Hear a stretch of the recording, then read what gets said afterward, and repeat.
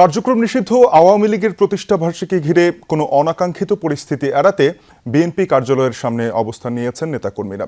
পল্টনে BNP নেতাকর্মীরা মিছিল ও বিক্ষোভ করেছেন। মিছিলের নেতৃত্ব দিয়েছেন বিএনপির সিনিয়র যুগ্ম মহাসচিব অ্যাডভোকেট রুহুল কবির রিজভী। তিনি অভিযোগ করেন, যারা দেশের মানুষের মৌলিক অধিকার ও বহুদলীয় গণতন্ত্রের পথ রুখে দিয়েছিল, তারা আবারও চুরি করা অর্থ দিয়ে দেশকে অস্থিতিশীল করার পরিকল্পনা করছে। দেশবিরোধী ও সার্বভৌমত্ব বিরোধী যে কোনো স্পর্ধা জনগণ প্রতিহত করবে বলে হুঁশিয়ারি দেন রিজভী।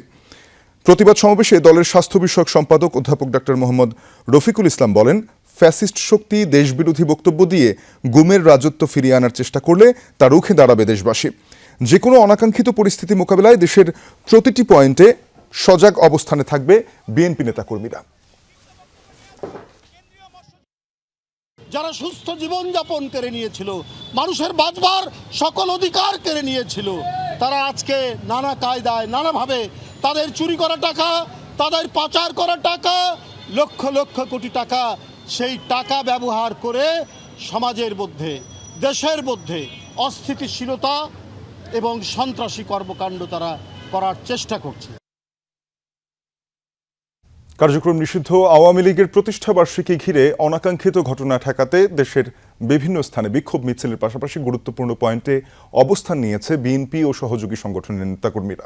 সকালে ঢাকা আরিচা মহাসড়কে বিক্ষোভ করেন বিএনপি ও অঙ্গ সংগঠনের নেতাকর্মীরা। তারা জানান, বিএনপি, যুবদল ও ছাত্রদলের নেতাকর্মীরা মহাসড়কের বিভিন্ন এলাকায় অবস্থান নিয়েছেন। প্রতিষ্ঠাবার্ষিকী পালনের নামে কার্যক্রম নিষিদ্ধ আওয়ামী লীগের নেতাকর্মীরা যেন কোনো নাশকতা করতে না পারে, সেজন্য সতর্ক থাকার কথা জানান তারা।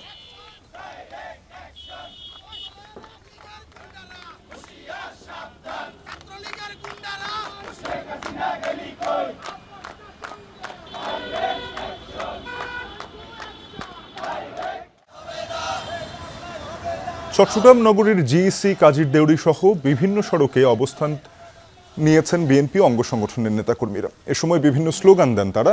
বিএনপি নেতারা বলেন, কার্যক্রম নিষিদ্ধ আওয়ামী লীগের নেতাকর্মীরা কর্মসূচির নামে যেন মানুষের জানমালের ক্ষতি করতে না পারে, সেজন্য তারা রাজপথে রয়েছেন।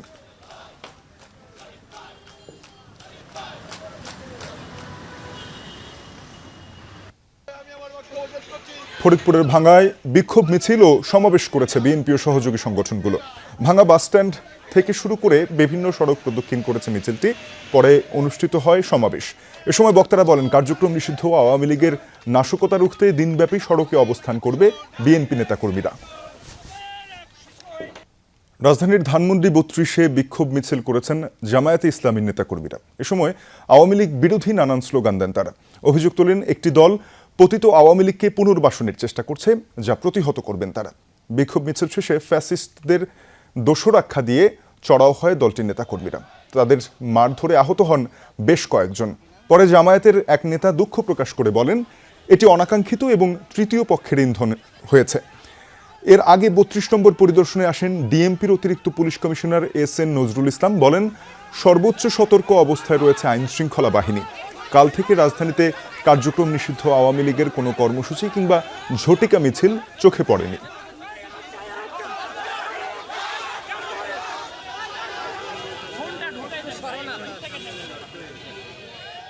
তারা একটা কথা বলছে, আমি সেই কথার প্রতিবাদ করছি যে আপনি এই ধরনের কথা গণমাধ্যম কর্মীদের বলতে পারেন না। এরপরে জামাতের নেতা কর্মীরা আমার উপরে আক্রমণ করে। যখন আমরা চলে আসতেছিলাম তখন দেখলাম যে আমার এক সহকর্মীকে লীগ বলে, আওয়ামী লীগের কর্মী বলে তাকে মারধর করা শুরু করছে। এটা প্রতিবাদ করে আমার পাশে থেকে যে আমরা কি আপনাদের কর্মী নাকি? আমরা তো আপনাদের কর্মী না, আপনারা আমাদের মিডিয়াকে বলতে পারেন না। তখনই এসে ওর উপরে মব শুরু করে। এখানে যারা এসেছিল সবাই জামাতের না। আপনারা দেখেছেন জামাতের ব্যানার থেকেই আমরা শান্ত করার চেষ্টা করেছি। রাঙামাটি শহরের বিভিন্ন এলাকায় বিশেষ অভিযান চালিয়ে কার্যক্রম নিষিদ্ধ আওয়ামী লীগ ও সহযোগী সংগঠনের নেতাকর্মী সহ মোট ১৬ জনকে গ্রেফতার করেছে পুলিশ। সোমবার রাতে রাঙামাটি কোতোয়ালি থানা পুলিশ এসব অভিযান পরিচালনা করে। পুলিশ জানায়, গ্রেপ্তার হওয়া ব্যক্তিদের মধ্যে আওয়ামী লীগ, যুবলীগ, শ্রমিক লীগ, কৃষক লীগের বিভিন্ন পর্যায়ের নেতাকর্মীরা রয়েছেন। এছাড়াও সন্ত্রাসী কর্মকাণ্ড, দাঙ্গা সৃষ্টি ও মাদক সংশ্লিষ্ট অভিযোগে কয়েকজনকে আটক করা হয়েছে। জেলার আইন শৃঙ্খলা পরিস্থিতি স্বাভাবিক রাখতে এ ধরনের বিশেষ অভিযান অব্যাহত থাকবে বলেও জানিয়েছে পুলিশ। এদিকে গোপালগঞ্জের কাশিয়ানী ও মুকসুদপুরে কার্যক্রম নিষিদ্ধ আওয়ামী লীগ ও সহযোগী সংগঠনের 6 নেতাকর্মীকে গ্রেফতার করেছে পুলিশ।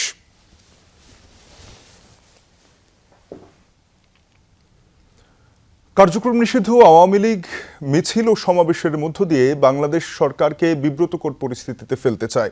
তাদের পরিকল্পনা নস্যাৎ করা হয়েছে বলে জানিয়েছেন ডিএমপি কমিশনার মুসলিউদ্দিন আহমেদ। রাজধানীর হোসাইনি দালানে এলাকার সংবাদ সম্মেলন করেন ডিএমপি কমিশনার। জানান, পবিত্র আশুরা উপলক্ষে 4 স্তরের নিরাপত্তা ব্যবস্থা নেওয়া হয়েছে। কোনো ধরনের নিরাপত্তা ঝুঁকি নেই জানিয়ে তাজিয়া মিছিলে কোনো ধরনের ধারালো অস্ত্র বহন করা যাবে না বলেও জানান তিনি। পাশাপাশি আতশবাজি, পটকা, বিস্ফোরক কিংবা দাহ্য পদার্থ ব্যবহারও নিষিদ্ধ করা হয়েছে। নিষেধাজ্ঞা বাস্তবায়নে রাজধানীর গুরুত্বপূর্ণ পয়েন্টে বসানো হবে বিশেষ চেকপোস্ট। তল্লাশি চালানো হবে মিছিলের বিভিন্ন প্রবেশ পথগুলোতেও। ইউনিফর্মধারী পুলিশের পাশাপাশি মাঠে থাকবে গোয়েন্দা ও সাদা পোশাকের সদস্যরা। বিভিন্ন স্থানে সিসিটিভি ক্যামেরা পর্যবেক্ষণের পাশাপাশি প্রযুক্তি নির্ভর নজরদারিও জোরদার করা হয়েছে। কার্যক্রম নিষিদ্ধ আওয়ামী লীগ একটি মাফিয়া দল। তাদের মানবতা বিরোধী অপরাধ নিয়ে বিচার চলছে আদালতে। বিচারে তাদের বিরুদ্ধে রায় হয় তাহলে তারা নিষিদ্ধ হবে বলে জানিয়েছেন প্রধানমন্ত্রীর তথ্য উপদেষ্টা ডাক্তার জাহিদুর রহমান। সচিবালয়ে এক ব্রিফিংয়ে এমনটাই বলেন তিনি। জানান, রাজনৈতিক দলগুলো যেসব বিক্ষোভ মিছিল কর্মসূচি পালন করছে এটি আওয়ামী লীগের বিরুদ্ধে প্রতীকী প্রতিবাদ। আওয়ামী লীগের নৈতিক সাহস নেই বলেও মন্তব্য করেন তিনি। বলেন, তারা অনেক কিছু করতে পারবে, সরকার এমন কিছু মনে করে না। জনগণের নিরাপত্তার স্বার্থে কিছু জেলায় সেনাবাহিনী মোতায়েন করা হয়েছে। প্রধানমন্ত্রীর মালয়েশিয়া সফরে দেশটির শ্রমবাজার নিয়ে ইতিবাচক আলোচনা হয়েছে বলেও জানিয়েছেন তিনি। দ্রুতই উন্মুক্ত করা হবে এমন আশা প্রকাশ করেছেন জাহিদুর রহমান।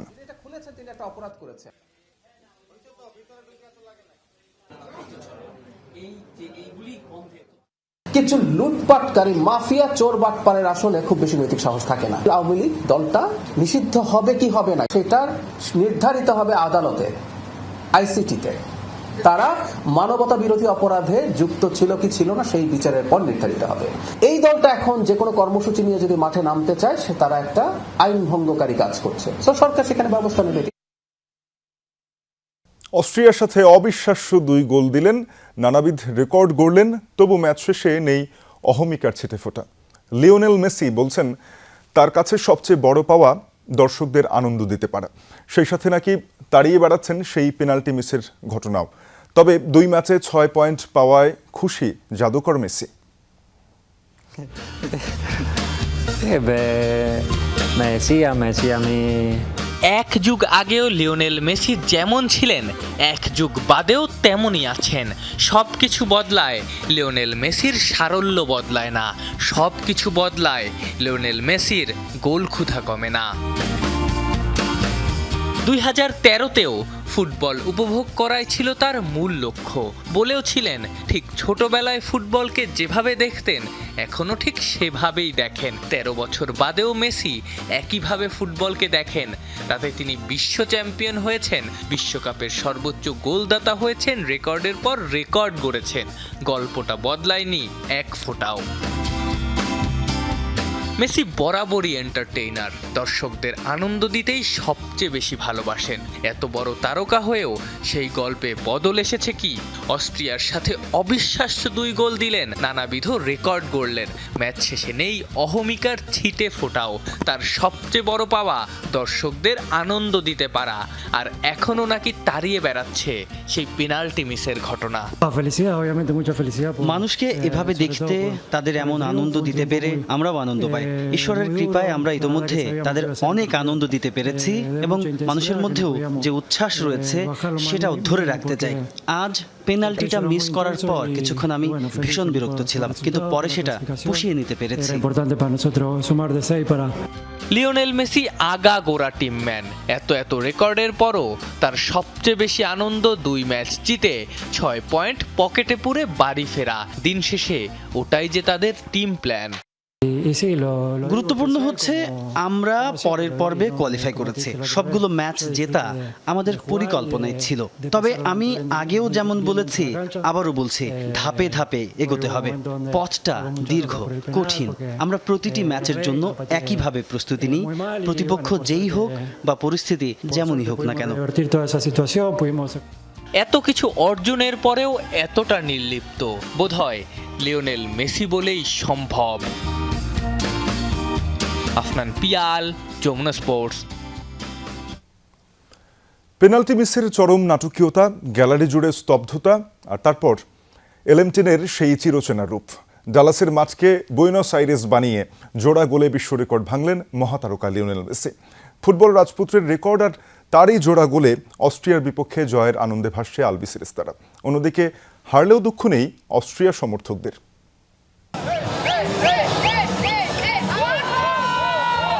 একটি ম্যাচকে রোমাঞ্চকর করতে যা যা দরকার তার সব রসদই ছিল আর্জেন্টিনা অস্ট্রিয়া ম্যাচে।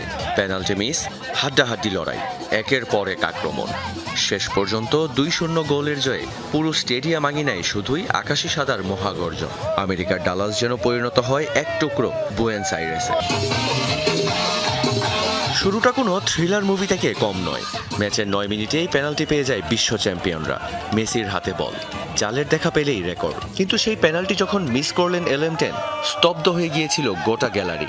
কিন্তু মহাতারকারা কখনো দমে যান না। খোলস ছেড়ে বেরিয়েছেন, ফিরেছেন চেনা ছন্দে, জোড়া গোলে ভেঙেছেন বিশ্ব রেকর্ড। উল্লাসে ফেটে পড়েন গ্যালারি ভর্তি দর্শক। আনন্দটা যেন তখন আকাশ ছোঁয়া।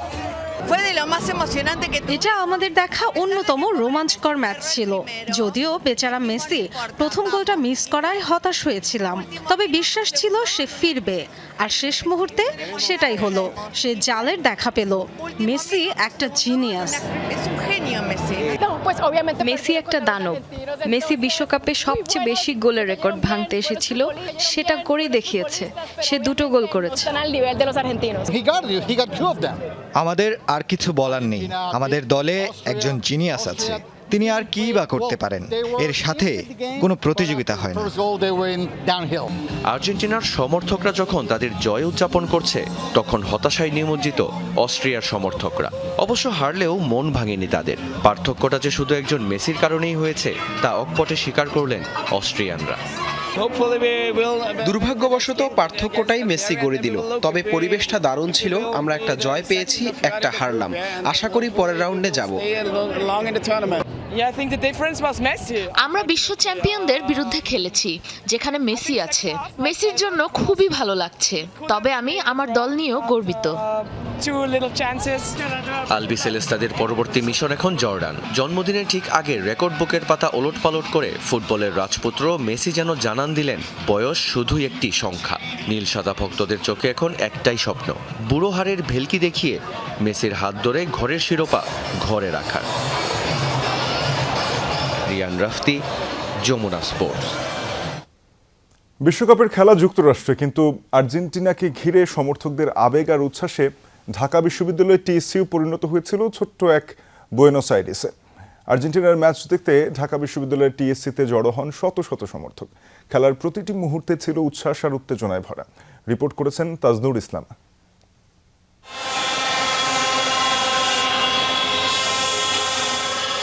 হাজার হাজার কিলোমিটার দূরে উত্তর আমেরিকায় চলছে ফুটবল বিশ্বকাপ। তার উত্তাপ ছড়িয়েছে ঢাকা বিশ্ববিদ্যালয়ের টিএসসিতেও। বিশাল পর্দার সামনে সন্ধ্যা থেকেই জড়ো হতে থাকেন আর্জেন্টিনা সমর্থকরা। কারো গায়ে আকাশি সাদা জার্সি, কারো হাতে আর্জেন্টিনার পতাকা। প্রিয় দল আর প্রিয় ফুটবলারের খেলা দেখতে বন্ধু বান্ধব কিংবা পরিবার নিয়ে হাজির হন অনেকেই। অনেক জমজমাট লাগতেছে, অনেক ফেস্টিভ একটা ভাইব আছে। So yeah, I am enjoying. আমার পরিশ্রমের কামাই দিয়ে আমি আমার আর্জেন্টিনার জার্সি এবং ব্যাকআপ কিনেছি। ব্যাকআপ কিনবো, আরো কিছু কিনবো। 2022 সালে আর্জেন্টিনা দেখছেন বিশ্বকাপ নিছে। ওই যে ব্রাজিল করে, উনি যে আসছে, উনি কি দেখছে কখনো ব্রাজিল কাপ নিছে? ম্যাচের শুরু থেকেই ছিল টান টান উত্তেজনা। আক্রমণ পাল্টা আক্রমণে জমে ওঠা খেলায় প্রতিটি সুযোগেই উল্লাসে ফেটে পড়েন দর্শকরা। আর আর্জেন্টিনার গোলের সঙ্গে সঙ্গে যেন উৎসব নেমে আসে পুরো টিএসসি চত্বরে।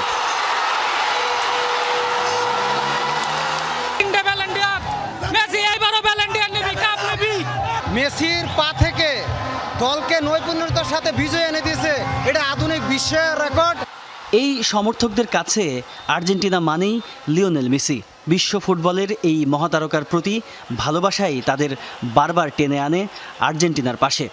আমার প্রিয় দল আর্জেন্টিনা, তাই আমি রাতের বেলা খেলা দেখতে এসেছি। এসেছি। তার উপরে কোনো প্লেয়ারই নাই, সর্বোচ্চ সেরা প্লেয়ার। আমরা কাপ নিব, জাস্ট 4 স্টার লোডিং, ওকে। এদিন মুহসিন হলের মাঠে বাংলাদেশের মানুষের সাথে খেলা উপভোগ করেন ঢাকায় নিযুক্ত আর্জেন্টিনার রাষ্ট্রদূত মার্সেলো কার্লোস সেসা। খুব কাছ থেকে দেখেন মেসিদের নিয়ে এদেশের মানুষের উন্মাদনা। আজকে খেলা দেখতে আসাটা হচ্ছে সার্থক হয়েছে আমাদের জন্য। আর্জেন্টিনা জোর করে বানাই নিছি, মানে এতটাই খুশি আমরা, আর ও আসছে আরো বেশি খুশি হয়ে গেছি। আমরা অনেক ভালো উপভোগ করছি, যদিও খেলা দেখতে অনেক কষ্ট হয়েছে কারণ প্রচুর নেট প্রবলেম ছিল। খুব ভালো, লাস্ট টাইমে গোল দিছে, অনেক ভালো লাগছে। বাংলাদেশ আর আর্জেন্টিনার মধ্যে দীর্ঘ দূরত্ব আর ভাষা, সংস্কৃতি ও ভূগোলেও রয়েছে বিস্তর পার্থক্য, কিন্তু ফুটবল নামের এক অদৃশ্য বন্ধনে দুই দেশের মানুষের মধ্যে তৈরি হয়েছে অনন্য এক সম্পর্ক। আমাদের হৃদয়ে আর্জেন্টিনা ফুটবল টিম, আমাদের হৃদয়ে লিওনেল মেসি। বাংলাদেশ এবং আর্জেন্টিনার যে হৃদয়ের এই গাথা প্রেম, এটা যুগ যুগ ধরে চলবে। ভিন্ন দলের সাপোর্ট থাকতেই পারে, কিন্তু মানে এই যে মিলেমিশে খেলা দেখা যাবে, এটা সবসময় আমি মনে করি ভালো একটা দিক। মাঠের খেলা শেষ হলেও শেষ হয়নি উচ্ছ্বাস। জয় উদযাপনে ছবি তোলা, পতাকা ওড়ানো আর প্রিয় দলের স্লোগানে মুখর ছিল পুরো এলাকা। আকাশি সাদা দলের প্রতি ভালোবাসা নিয়েই ঘরে ফেরেন সবাই। তাজনুর ইসলাম, যমুনা নিউজ, ঢাকা। চীন সফরের দ্বিতীয় দিনে আজ ব্যস্ত সময় পার করবেন প্রধানমন্ত্রী তারেক রহমান। বিকেলে চীনের সাংগ্রিলা হোটেলে ওয়ার্ল্ড ইকোনমিক ফোরামের 17তম নিউ চ্যাম্পিয়ন্সের বার্ষিক সভায় অংশ নেবেন তারেক রহমান। এর পাশাপাশি কিছু গুরুত্বপূর্ণ সাক্ষাৎ এবং দ্বিপাক্ষিক বৈঠকে অংশ নেওয়ার কথা রয়েছে তার। এসব দ্বিপাক্ষিক বৈঠকে প্রধানমন্ত্রীর সাথে সাক্ষাৎ করবেন বিভিন্ন দেশের সরকার প্রধানরা। এর আগে সোমবার রাতে বিমান বাংলাদেশ এয়ারলাইন্সের বিশেষ ফ্লাইটে চীনের দালিয়ান আন্তর্জাতিক বিমানবন্দরে অবতরণ করেন প্রধানমন্ত্রী তারেক রহমান। প্রধানমন্ত্রীর সফর সঙ্গী হয়েছেন তার সহধর্মিণী ডাক্তার জুবাইদা রহমান। দালিয়ান আন্তর্জাতিক বিমানবন্দরে প্রধানমন্ত্রীকে স্বাগত জানান লিয়াওনিং প্রদেশের ভাইস গভর্নর বাই ইয়ং, ঢাকায় নিযুক্ত চীনের রাষ্ট্রদূত ইয়াওয়েন এবং দেশটির ঊর্ধ্বতন কর্মকর্তারাও। চীনের প্রধানমন্ত্রী লি কিয়াংয়ের আমন্ত্রণে 4 দিনের সরকারি সফরে গেছেন তারেক রহমান।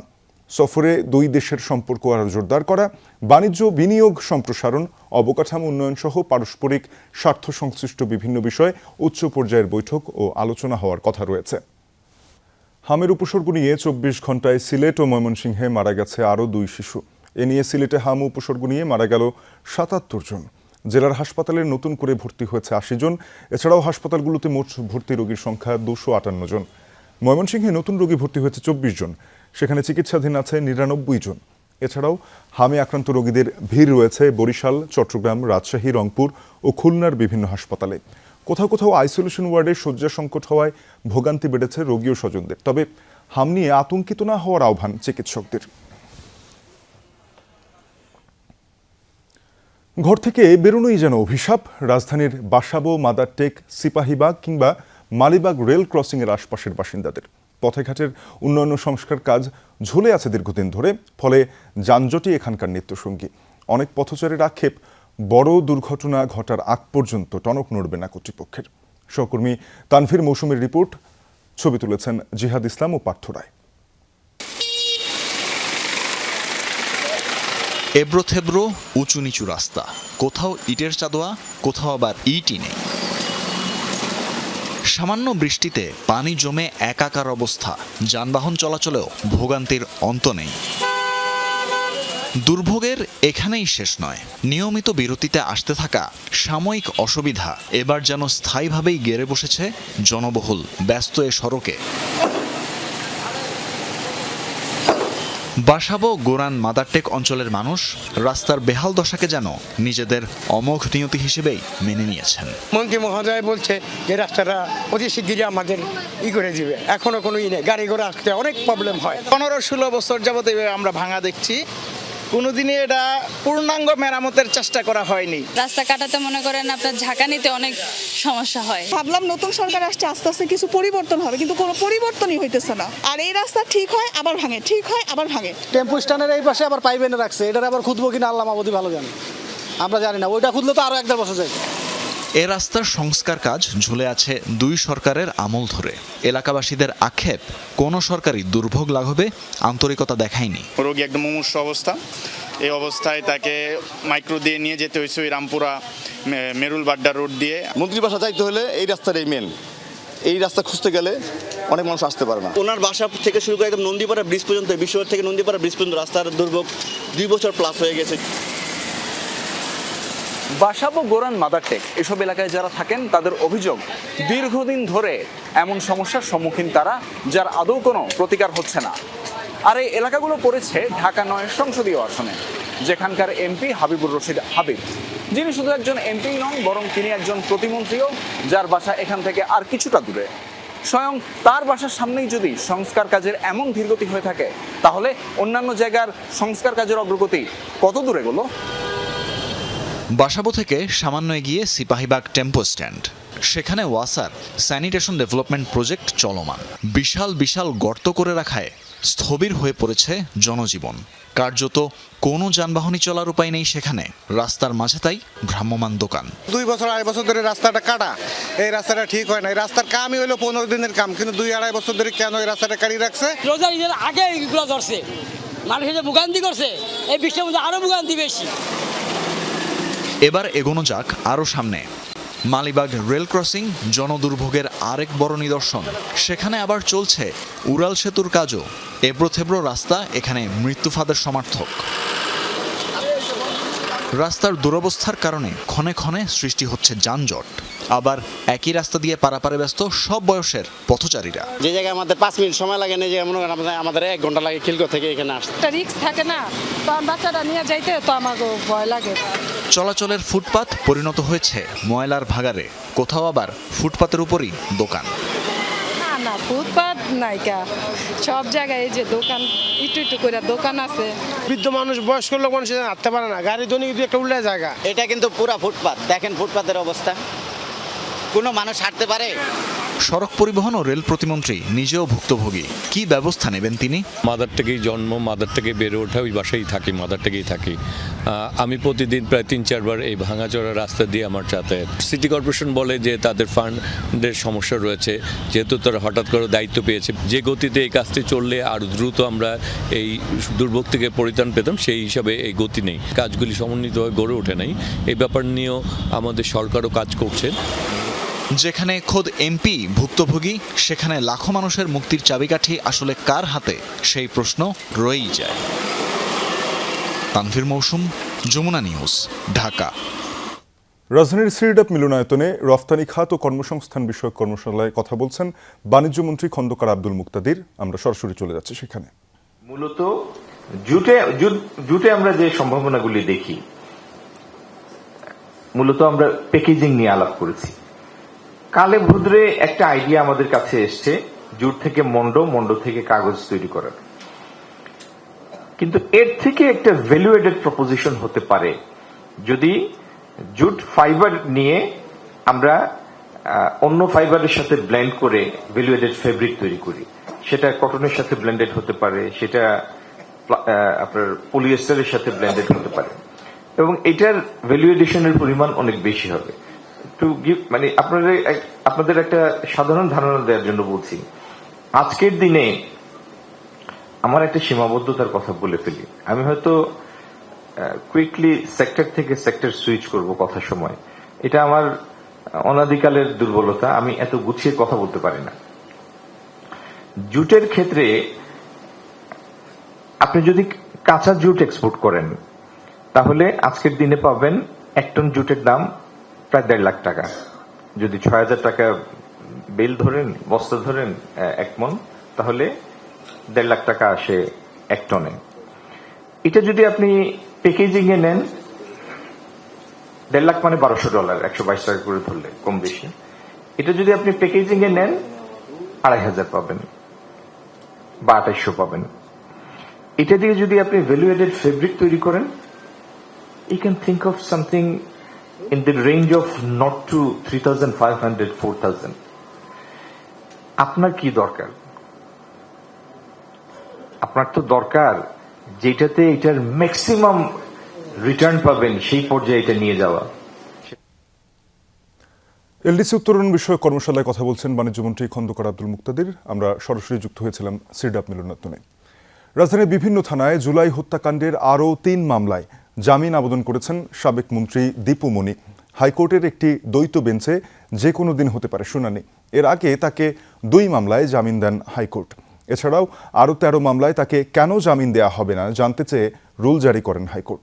এখন পর্যন্ত দীপু মনিকে অন্তত 39টি মামলায় গ্রেফতার দেখানো হয়েছে, যার মধ্যে আন্তর্জাতিক অপরাধ ট্রাইব্যুনালে শাপলা চত্বর হত্যাকাণ্ড ও জুলাই হত্যাকাণ্ডের মামলায় তার বিচার প্রক্রিয়াধীন। ছাত্র জনতার আন্দোলনের মুখে 2024 সালের 5 আগস্ট আওয়ামী লীগ সরকারের পতনের পর 19 আগস্ট রাতে রাজধানীর বাড়িধারা থেকে তাকে গ্রেপ্তার করে পুলিশ। এদিকে জুলাইয়ের একাধিক হত্যা মামলায় সাংবাদিক মোজাম্মেল বাবু, শাকিল আহমেদ ও ফারজানা রূপার জামিন শুনানি নিয়ে হাইকোর্টে রুল শুনানি হবে আগামী সপ্তাহেই। কড়াইল বস্তিতে নিম্নবিত্ত মানুষের জন্য আবাসন প্রকল্প তৈরি করতে যাচ্ছে সরকার। আমিনবাজারের পরিচ্ছন্নতা কর্মীদের আবাসন প্রকল্পের মডেল অনুসরণ করা হবে এই প্রকল্পে। 500-600 স্কোয়ার ফুটের ফ্ল্যাট তৈরি করা হবে এখানেও। যদিও নগর পরিকল্পনাবিদরা বলছেন গুলশান এলাকায় এ ধরনের প্রকল্প উচ্চ বা মধ্যবিত্তের মধ্যে আগ্রহ তৈরি করবে। আর্থিক বাস্তবতার কারণেই নিম্নবিত্তের হাতছাড়া হবে এই প্রকল্পের সুবিধা। রানা হোসেলের ছবিতে শাকিল হাসানের রিপোর্ট। কড়াইলের আকাশে মেঘের ঘন ঘটা, নিয়মিত আগুনের ঘটনায় নিঃস্ব হন অনেকে। অন্তহীন লড়াইয়ে আবারও ঘুরে দাঁড়ান এই প্রান্তিক মানুষেরা, কিন্তু তাদের জীবনে স্বচ্ছন্দ আসে না। শুধু একটুখানি মাথা গোজা ঠাঁই করে নিতে বনানী লেকের পাড়ে জমায়েত হয়েছেন লাখো মানুষ। রাজধানীর সবচেয়ে বড় এই বস্তির জীবন সহজ নয়। চিকিৎসা, শিক্ষা, বিশুদ্ধ পানি, স্যানিটেশনের সংকট প্রকট এখানে। জীবনের সঙ্গে জড়িয়ে থাকা এসব সমস্যা সঙ্গে করেই বেঁচে আছেন বস্তির মানুষেরা। বস্তিবাসীদের জীবনমান উন্নয়নে আগে নানা আলোচনা থাকলেও সেসব ফাইলবন্দিই থেকে গেছে। নতুন সরকার তাদের জন্য নতুন করে ভাবছে বলে জানান এলজিআরডি প্রতিমন্ত্রী। কড়াইল বস্তিতে বিরাট একটা অংশ তারা দখল করে বানিয়ে ফেলেছে, তো এটা নিয়ে আমরা কাজ করছি। সিটি কর্পোরেশন এবং গণপূর্ত উভয় আমরা কাজ করছি। সুউচ্চ ভবন নির্মাণের মাধ্যমে বস্তিবাসীদের পুনর্বাসনের এই পরিকল্পনা কতটা সফল হবে তা নিয়ে প্রশ্ন তুলেছেন নগর পরিকল্পনাবিদ অধ্যাপক আদিল। কড়াইল বস্তি নিয়ে যে অনেক ধরনের গোষ্ঠীর আগ্রহ আছে, এইটাও কিন্তু সারাক্ষণ কিন্তু আমরা জনগণের মাঝে এটা নিয়ে আলোচনা দেখছি। এই জন্য সরকারের জন্য এই ধরনের কোনো কিছু কৌশল নেওয়াটা বুমেরাং হতে পারে। কড়াইলে আবাসন তৈরিতে আমিনবাজারে পরিচ্ছন্নতা কর্মীদের আবাসনের মডেল অনুসরণ করছে সরকার।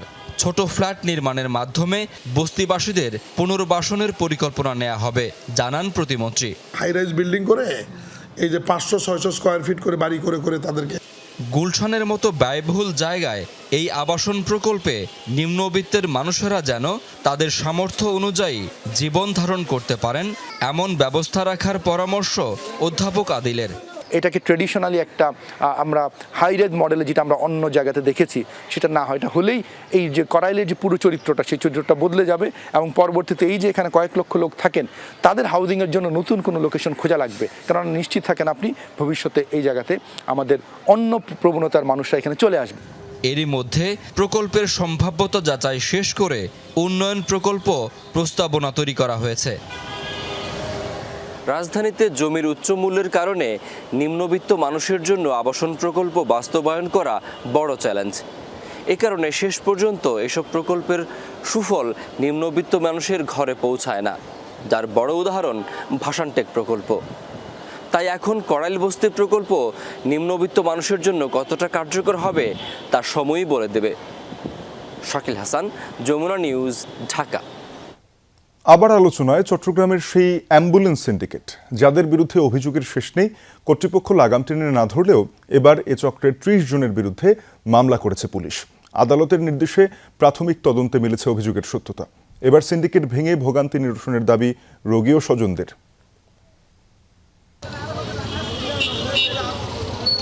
চট্টগ্রাম মেডিকেল কলেজ হাসপাতালে চিকিৎসা নিতে আসা রোগী ও স্বজনদের অনেকেরই প্রয়োজন পড়ে অ্যাম্বুলেন্স সার্ভিসের, আর এই চাহিদাকে পুঁজি করে গড়ে উঠেছে কথিত অসাধু এক সিন্ডিকেট, যাদের বিরুদ্ধে অতিরিক্ত ভাড়া আদায়, বাইরের অ্যাম্বুলেন্স প্রবেশে বাধা এবং রোগী স্বজনদের জিম্মি করে রাখার অভিযোগ দীর্ঘদিনের। অবশেষে আদালতের নির্দেশনার পর এবার তাদের বিরুদ্ধে মামলা করেছে পুলিশ। গণমাধ্যমে প্রকাশিত প্রতিবেদন এবং সামাজিক যোগাযোগ মাধ্যমে ছড়িয়ে পড়া অভিযোগ আমল নিয়ে গত ৮ জুন তদন্তের নির্দেশ দেন চট্টগ্রামের চিফ মেট্রোপলিটন ম্যাজিস্ট্রেট। ১৩ দিন পর থানায় অজ্ঞাতনামা ২০ থেকে ৩০ জন অ্যাম্বুলেন্স মালিক ও চালকের বিরুদ্ধে মামলা করে পুলিশ। যাদের সম্পৃক্ততা পাওয়া যাবে এবং যাদের আসলে ঘটনার দোষী পাওয়া যাবে তাদেরকে আমরা লায়াবল করে আমরা একটা কোর্টে প্রতিবেদন প্রেরণ করব। কদিন আগে অ্যাম্বুলেন্স চক্রের দৌরাত্ম্য বন্ধে এনসিপি নেতাকর্মীদের প্রতিবাদ কর্মসূচি চলাকালে হয় সংঘর্ষ। পরদিন মেয়রের উপস্থিতিতে এক সভায় অ্যাম্বুলেন্সের আরও ভাড়া বাড়ানো হয়। আমরা এটার বিরুদ্ধে কাজ করতে গিয়ে উল্টা ওই এখানে সিন্ডিকেটের হাতে আমরা অনেকবার হামলার শিকার হয়েছি। বাইরের অ্যাম্বুলেন্সটা কি ঢুকতে পুরো বাংলাদেশের কোথাও দেয় না, মানে এটা একটা উদাহরণ হতে পারে না। পুরো বাংলাদেশের সন্ত্রাসী কার্যক্রম চলে, তার মানে কি আপনি বলবেন যে এখানেও সন্ত্রাসী কার্যক্রম চলবে? যেখানে স্বয়ং মেয়র মহোদয় ওনাদেরকে ভাড়া বাড়ানোর ভিতরে সহযোগিতা করছে সেখানে ওনাদের শক্তি তো বেশি হবেই। মামলা আইনগতভাবে মোকাবেলার কথা জানান অ্যাম্বুলেন্স মালিক ও চালক সংগঠনের নেতারা। মামলাটা আমাদের বিরুদ্ধে কেন হবে? এখানে যে সমস্ত বিষয়গুলি আসছে সেই সমস্ত বিষয়গুলির মধ্যে কি আমরা সংযুক্ত আছি? যেহেতু মামলা হয়েছে এই বিষয়ে, মামলার বিষয়ে আমার এই মুহূর্তে কোনো মন্তব্য নেই। যেহেতু এটা বিচারাধীন, এটা পুরোটা এখন ব্যাপারটা হচ্ছে আদালতের একটি আছে। আদালত যেভাবে ব্যবস্থা নেবে সেভাবে প্রশাসন সিদ্ধান্ত নেবে। অ্যাম্বুলেন্স নিয়ে দুর্ভোগের অবসান চান রোগী ও স্বজনরা। বেশি 200 গজ হবে সিটাং হাসপাতাল থেকে ট্রিটমেন্ট, আমার থেকে 2,500 টাকা দাবি করছে। তারপরে আমার কাল তো একটা 1,500 টাকা দিছিল, তারপরেও মানতেছে না। এখান যেগুলো অ্যাম্বুলেন্স আছে তাদের কাছে অ্যাম্বুলেন্স আমরা নিতে গেলে অতিরিক্ত টাকা দিয়ে জিম্মি করা আমাদের। এটা যদি আমরা বাইরে থেকে নিতাম আমাদের অনেক উপকারী হতো। এখন এরা যা দাম চাচ্ছে তাই দিতে হচ্ছে আমাদের থেকে। শহীদুল সুমন, যমুনা নিউজ, চট্টগ্রাম। কেউ নবায়নযোগ্য জ্বালানিতে বিনিয়োগ বা এ খাত নিয়ে কাজ করতে চাইলে সর্বাত্মক সহযোগিতা করবে সরকার। সংসদে এ বিষয়ে কথা হবে বলে জানিয়েছেন জাতীয় সংসদের চিফ হুইপ নুরুল ইসলাম মনি। সকালে রাজধানীর একটি হোটেলে সিপিডি আয়োজিত সৌরবিদ্যুৎ ও বাজেট বিষয়ক সংলাপে সোলার প্যানেল সিস্টেম সারা দেশে ছড়িয়ে দিতে শিল্পপতিদের বিনিয়োগ করার আহ্বান জানান তিনি। বলেন, কল্যাণমূলক রাষ্ট্র গঠনে নবায়নযোগ্য জ্বালানি গুরুত্বপূর্ণ ভূমিকা পালন করবে। সোলার প্যানেলের ব্যবহারে চ্যালেঞ্জসমূহ তুলে ধরে সিপিডি। চাহিদা থাকলেও সৌরবিদ্যুতের জন্য ব্যাংক ঋণ গ্রহণ প্রক্রিয়া কঠিন ও জটিল, ফলে অনেক প্রকল্প শুধু স্থাপন পর্যন্তই সীমিত থাকে। দীর্ঘমেয়াদে এর ব্যবহার হয় না। সহজ ঋণ, কর হ্রাস, দীর্ঘমেয়াদী রক্ষণাবেক্ষণ পরিকল্পনার পরামর্শ সংগঠনটির। শীঘ্রই শিল্প ও বাণিজ্যিক খাতের পাশাপাশি গৃহস্থালী পর্যায়ে 3 থেকে 5 কিলোওয়াট রুফটপ সোলার চালু করা হবে। আগামী 5 বছরে প্রায় 5,000 মেগাওয়াট নবায়নযোগ্য বিদ্যুৎ উৎপাদন পরিকল্পনা রয়েছে ইটকলের। বর্তমানে চায়না আছেন এবং আপনারা দেখবেন এখনো ডিসিশন হয়নি, আপনারা দেখবেন বড় চুক্তি হবে আমাদের এই সোলার ব্যাপারটা নিয়ে ইনশাআল্লাহ। বিষয়টা আপনাদের এইভাবে বলবো, নবায়নযোগ্য জ্বালানির ব্যাপারে সকল সহযোগিতা বাংলাদেশের সরকার করতে চায়। পার্লামেন্টে আমার যেটুকু সুযোগ আছে সবটুকু তার সদ্ব্যবহার পুরোটাই করবো ইনশাআল্লাহ। ইরানের তেল রফতানির উপর নিষেধাজ্ঞা প্রত্যাহারের পর অর্থছাড়ের ঘোষণা দিয়েছে যুক্তরাষ্ট্র। প্রায় 5 দশক ধরে তেহরানের জব্দ থাকা $12 বিলিয়ন মুক্ত করা হবে। গঠন করা হয়েছে 4টি ওয়ার্কিং গ্রুপ। সুইজারল্যান্ডের সদ্য শেষ হওয়া যুক্তরাষ্ট্র ইরান কারিগরি প্রতিনিধি দলের আলোচনায় এসেছে এই সিদ্ধান্ত। যুক্তরাষ্ট্র ইরান উচ্চ পর্যায়ের প্রতিনিধিদের সরাসরি বৈঠকের একদিন পরেই শেষ হলো দুদেশের কারিগরি দলের বৈঠক। সফলভাবেই শেষ হয়েছে আলোচনা, দাবি উভয় পক্ষের। পরবর্তী ধাপের আলোচনা কবে জানায়নি কোনো পক্ষ, তবে নিশ্চিত করেছে দ্বিতীয় রাউন্ডেও অংশ নেবেন উচ্চ পর্যায়ের প্রতিনিধিরা। থাকবেন মার্কিন ভাইস প্রেসিডেন্ট, ইরানের স্পিকার ও পররাষ্ট্রমন্ত্রী। কারিগরি দলের আলোচনায় 4টি ওয়ার্কিং গ্রুপ গঠন করা হয়েছে, যারা নিষেধাজ্ঞা প্রত্যাহার, পারমাণবিক কার্যক্রম পুনর্গঠন ও অর্থনৈতিক উন্নয়নের বিষয়গুলো দেখভাল করবে। প্রধান আলোচক ও ইরানের পার্লামেন্ট স্পিকার বাখের কালিভাব জানিয়েছেন, হরমুজ প্রণালী কখনোই আর যুদ্ধপূর্ব অবস্থানে ফিরবে না। এখন থেকে আইন মেনে এটি নিয়ন্ত্রণ করবে তেহরান। হরমুজ প্রণালীতে হটলাইন ও সেন্টার স্থাপন সহ সমন্বয়ের বিষয়ে সম্মত হয়েছি। এর ফলে চলাচলকারী জাহাজগুলো আরও নিরাপদে ও দক্ষতার সাথে পারাপার হতে পারবে। অবশ্যই আমরা আন্তর্জাতিক আইন সম্পূর্ণরূপে মেনে চলব। আশাব্যঞ্জক কথার পাশাপাশি হুঁশিয়ারিও দেন মার্কিন প্রেসিডেন্ট ডোনাল্ড ট্রাম্প। জানান ইরান শর্ত মেনে না চললে যা করার তাই করবে যুক্তরাষ্ট্র। এর আগে ইরানের তেল রফতানির উপর থেকে নিষেধাজ্ঞা প্রত্যাহারের ঐতিহাসিক ঘোষণা দেয় যুক্তরাষ্ট্র। সিদ্ধান্ত নেয় জব্দকৃত $12 বিলিয়ন সম্পদ মুক্ত করারও। হরমুজের বিষয়ে আমরা বেশ ভালো অবস্থানে আছি। গতকাল সেখান দিয়ে এ যাবৎকালের সবচেয়ে বেশি তেল এসেছে। প্রণালীটি সম্পূর্ণ উন্মুক্ত। আরেকটি বিষয় হলো সেখানে এমন একটি দেশ আছে যারা কখনোই পারমাণবিক অস্ত্র বানাবে না। এদিকে ইরানের তেল ও পেট্রোকেমিক্যাল কিছু পণ্য বিক্রিতে 60 দিনের জন্য নিষেধাজ্ঞা শিথিল করেছে মার্কিন ট্রেজারি বিভাগ। ইস্যু করা হবে নতুন লাইসেন্স। কড়াকড়ি উঠে যাওয়ায় এক সপ্তাহে প্রায় 4 কোটি ব্যারেল তেল রফতানি করেছে তেহরান।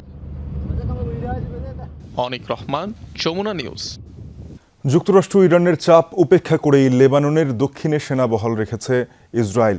এর মাঝেই যুদ্ধবিরতি নিয়ে আলোচনার পঞ্চমবারের মতো বৈঠকে বসতে যাচ্ছে তেল আবিব ও বৈরুতের প্রতিনিধিরা। এমন পরিস্থিতিতে নিজ ঠিকানায় ফিরতে শুরু করেছেন বাস্তুচ্যুত লেবানিজরা। তবে ইসরায়েলের প্রতি প্রবল অবিশ্বাস তাদের রয়েই গেছে। স্থায়ী শান্তি চুক্তি নিশ্চিতে যুক্তরাষ্ট্র ও ইরানের অন্যতম প্রধান ইস্যু হয়ে দাঁড়িয়েছে লেবাননের যুদ্ধবিরতি। দুপক্ষের প্রবল চাপের মুখেও এখনও আপোষ করতে নারাজ ইসরায়েল। সোমবার ইসরায়েলি পার্লামেন্ট নেসেটে আয়োজিত এক বৈঠকের পর লেবাননের দক্ষিণে নিরাপত্তা অঞ্চলে সেনা উপস্থিতি বজায় রাখার ঘোষণা দিয়েছে তেল আবিব। জানিয়েছে ইসরায়েলি সেনা ও বেসামরিকদের প্রতি হুমকির মোকাবেলায় নেওয়া হয়েছে এই সিদ্ধান্ত। পরিস্থিতি শান্ত রাখতে যুক্তরাষ্ট্র ইরান বৈঠকের সিদ্ধান্ত অনুযায়ী যে ডিকনফ্লিকশন সেলের কথা বলা হয়েছে তার কার্যক্রম দ্রুত অগ্রসরের আহ্বান জানিয়েছে লেবাননের সরকার। সোমবার দীর্ঘ ফোনালাপে যুক্তরাষ্ট্র ও কাতারের সাথে এই বিষয়ে আলোচনা করেছেন প্রেসিডেন্ট জোসেফ আউন। মঙ্গলবার এ বিষয়ে বিস্তারিত আলোচনায় যুক্তরাষ্ট্রের পঞ্চমবারের মতো বৈঠক হচ্ছে তেল আবিব বৈরুতের প্রতিনিধিদের মধ্যে। এদিকে আবারও লেবানন থেকে ইসরায়েলি সেনাবাহিনীর সম্পূর্ণ প্রত্যাহারের জোর দাবি জানিয়েছে সশস্ত্র গোষ্ঠী হিজবুল্লাহ। চলমান যুদ্ধবিরতির উপর ভরসা করে নিজ নিজ ঠিকানায় ফিরতে শুরু করেছে বাস্তুচ্যুত লেবানিজরা। তবে ইসরায়েলের উপর আস্থা নেই তাদের। যে কোনো সময় হামলা শুরু হলে আবারও ঘরছাড়া হওয়ার উদ্বেগ নিয়েই ফিরছে ধ্বংসস্তূপে। আমাদের তো যাওয়ার আর কোনো জায়গা নেই, তাই ফিরে এসেছি। যদিও ইসরায়েলকে কোনোভাবেই বিশ্বাস করি না, আমাদের নিশ্চিহ্ন করতে চায় তারা। তাদের চাওয়া আমরা যেন কখনোই নিজেদের ঠিকানায় ফিরতে না পারি। লেবাননে যুদ্ধবিরতি উপেক্ষা করে চালানো ইসরায়েলি হামলায় প্রাণহানির সংখ্যা ছাড়িয়েছে 4000। পুরোপুরি গুড়িয়ে দেওয়া হয়েছে 11,000-এরও বেশি অবকাঠামো। সাবরিনা নুসরাত, যমুনা নিউজ। জুলাইয়ের 6 তারিখে তেহরানে শুরু হবে ইরানের নিহত সাবেক সর্বোচ্চ ধর্মীয় নেতা আয়াতুল্লাহ আলী খামেনির দাফন প্রক্রিয়া। একই সাথে যুক্তরাষ্ট্র ইসরায়েলের যৌথ হামলায় নিহত অন্যান্য নেতাদেরও শেষকৃত্য প্রক্রিয়াও শুরু হবে। বিষয়টি নিশ্চিত করেছেন আয়াতুল্লাহ খামেনির জানাজা আয়োজক কমিটির মুখপাত্র ইমাম আত্তার জাদেহ। 6 জুলাই তেহরানে প্রথম দফা জানাজার পর আয়াতুল্লাহ খামেনি সহ অন্যান্যদের মরদেহ পরদিন নেওয়া হবে পবিত্র কোম শহরে। সেখানে আরেক দফা জানাজার পর 8 জুলাই ইরাকে নেওয়া হবে আয়াতুল্লাহ খামেনির মরদেহ। নাজাফ ও কারবালার আরও 2 ধাপে জানাজার কথা রয়েছে, যার বিস্তারিত সময়সূচি শিগগিরই জানানো হবে। 9 জুলাই 24 মুহররমের রাতে পবিত্র মাশহাদ শহরে ইমাম রেজার মাজারে সমাহিত করা হবে আয়াতুল্লাহ খামেনিকে। ব্রিটিশ প্রধানমন্ত্রী কেইর স্টারমারের পদত্যাগের পরপরই এমপি হিসেবে শপথ গ্রহণ করলেন অ্যান্ডি বার্নহাম। এর মাধ্যমে দেশটির প্রধানমন্ত্রী হবার পথে আরও এক ধাপ এগিয়ে গেলেন তিনি। সোমবার লন্ডনের ওয়েস্টমিনিস্টারে আনুষ্ঠানিকভাবে শপথ নেন বার্নহাম। বার্তা সংস্থা সিনহুয়া পার্লামেন্ট সূত্রের বরাতে এ তথ্য নিশ্চিত করা হয়। এ সময় অ্যান্ডি বার্নহাম দলের শীর্ষ পদের লড়াইয়ে অংশ নেওয়ার আনুষ্ঠানিক ঘোষণাও দেন। এরই মধ্য দিয়ে শুরু হলো কিয়ার স্টারমারের পরবর্তী উত্তরসূরি নির্বাচনের প্রক্রিয়া। অ্যান্ডি বার্নহাম তার এক বিবৃতিতে প্রাক্তন প্রধানমন্ত্রী কেইর স্টারমারের অবদানের জন্য ধন্যবাদ জানায়। তিনি এই পরিবর্তনকে লেবার পার্টি ও পুরো যুক্তরাজ্যের জন্য একটি ইতিবাচক নবজাগরণ হিসেবে উল্লেখ করেন। এদিকে প্রধানমন্ত্রীর দৌড়ে থাকা স্বাস্থ্যমন্ত্রী ওয়েস স্ট্রিটিং স্বাগত জানিয়েছে বার্নহামকে। দুপুরের বাংলাদেশের প্রথম ঘন্টা থেকে বিদায় নিচ্ছি। পরের ঘন্টায় খবর নিয়ে ফিরবেন শাওন দত্ত। সাথে থাকুন।